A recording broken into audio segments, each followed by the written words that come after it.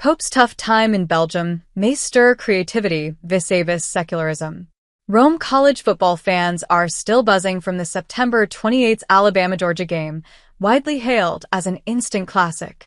Alabama jumped out to an early lead, but Georgia came roaring back and Bama had to score late to secure the 41-34 win. Afterward, the consensus was that Alabama probably benefited from being tested rather than cruising to an easy win, on the grounds that you usually learn more from your struggles than your successes. By that standard, Pope Francis' August 26 to 29 trip to Luxembourg and Belgium has to rank among the great learning experiences of his pontificate, as he was repeatedly tested by an ambivalent and, at times, even hostile public. After a brief stop in Luxembourg, Francis arrived in Belgium Thursday night and experienced the less-than-rapturous climate beginning Friday morning. The day began with Francis meeting with King Philippe and Queen Mathilde, followed by his encounter with Prime Minister Alexander de Croo, who's currently acting as a caretaker until a new government can be formed. De Croo issued a highly unusual public reprimand of the pontiff over the church's clerical abuse scandals. Belgium has been especially hard hit by the clerical abuse scandals, including the notorious case of former Bishop Roger Vangelo, who stepped down after admitting to abusing minors, including 2 of his own nephews. We cannot ignore the painful wounds that exist in the Catholic community and in civil society, de Croo told the Pope. Numerous cases of sexual abuse and forced adoptions have undermined trust. You've committed to a just and fair approach, but the path is still long, de Croo told the Pope. Ministers of the Church work with conviction and charity, but if something goes wrong, cover-ups are unacceptable. To be able to look to the future, the Church first must come clean about its past, he said.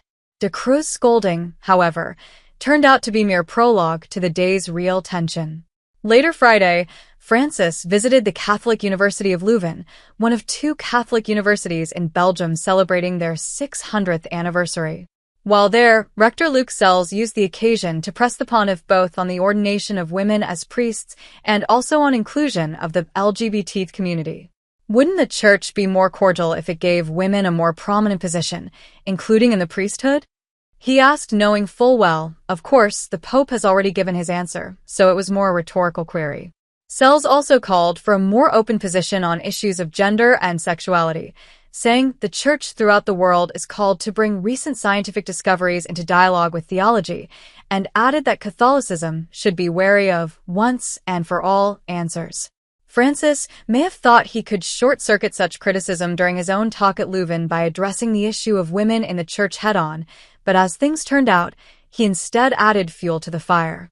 What characterizes women, that which is truly feminine, is not stipulated by consensus or ideologies, just as dignity itself is ensured not by laws written on paper, but by an original law written on our hearts, the Pope told the crowd of faculty and students in language that prompted the university to issue an immediate protest, calling the Pope's position a deterministic and reductive position.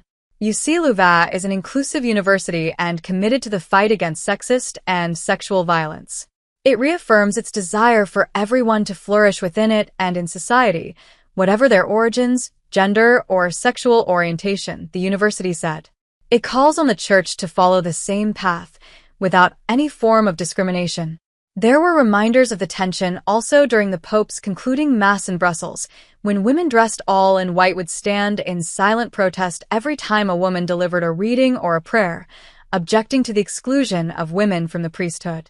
In some ways, organizers of the trip didn't do the Pope any favors either.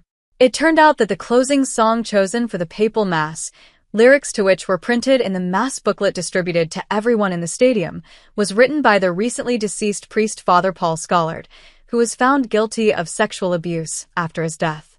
Organizers were compelled to display a message on the jumbotrons at the Mass which read, "The recent revelations about the composer of the closing hymn chosen for this celebration are shocking and hurtful. We have therefore changed the choice." In response to all this, Francis may not have done much to calm things down on his return flight to Rome, when he bristled in response to a question from reporters about his language on women.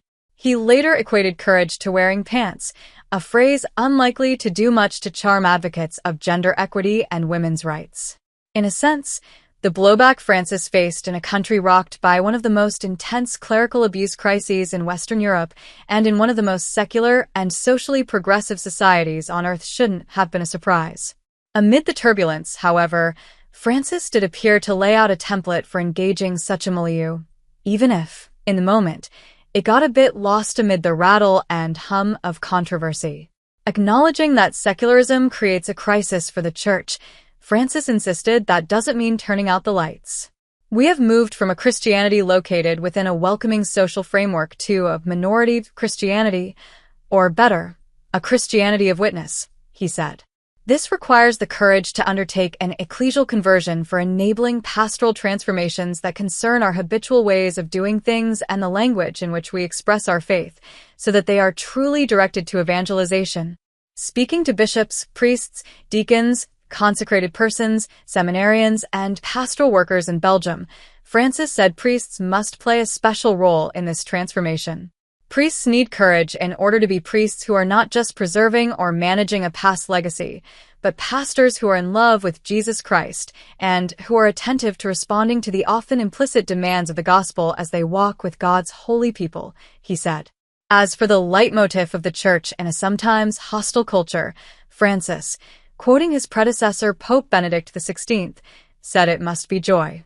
Long before he became Pope, Joseph Ratzinger wrote that one particular rule of discernment is, where joy is lacking and humor dies, not even the Holy Spirit remains and vice versa. Joy is a sign of grace, he said. Perhaps now that the dust has settled on perhaps the second most contentious trip of his papacy, trailing only Chile in 2018, Francis will reflect more deeply on this theme because, after all, he got pressed over the weekend, and it's often just such challenges that stir creativity.